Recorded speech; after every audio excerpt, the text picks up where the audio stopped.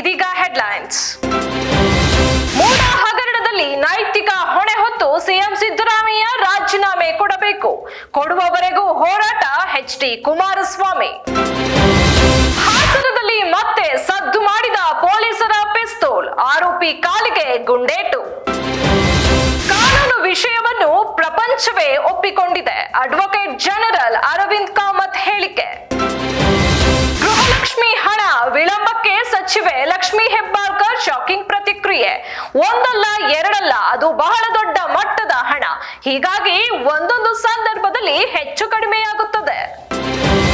Bollywood ನಟ ನಿರ್ಮಾಪಕ ಆಮಿರ್ ಖಾನ್ ನಟನಾ ಕ್ಷೇತ್ರಕ್ಕೆ ವಿದಾಯ ಹೇಳುವ ಸುಳಿವು ನೀಡಿದ್ದಾರೆ.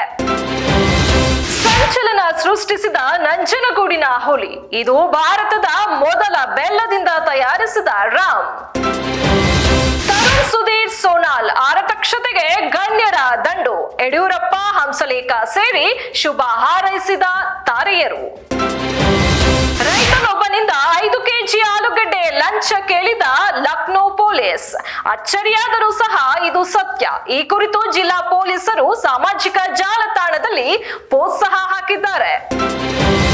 ಭಾರತವು ಪ್ಯಾರಿಸ್ ಒಲಿಂಪಿಕ್ಸ್ ನಲ್ಲಿ ಚಿನ್ನದ ಪದಕವಿಲ್ಲದೆ ತನ್ನ ಅಭಿಯಾನವನ್ನು ಕೊನೆಗೊಳಿಸುವುದು ಬಹುತೇಕ ಖಚಿತವಾಗಿದೆ. ಮೂಡ ಹಗರಣ, ಬಿಜೆಪಿ ಜೆಡಿಎಸ್ ಮೈಸೂರು ಚಲೋ ಹೋರಾಟ ಪೂರ್ಣ. ಇದಾಗಿತ್ತು ಇವತ್ತಿನ ಪ್ರಮುಖ ಸುದ್ದಿ. ಮತ್ತಷ್ಟು ಸುದ್ದಿಗಳಿಗಾಗಿ ನೋಡ್ತಾ ಇರಿ ಪ್ರಜಾಧ್ವನಿ ಟಿವಿ.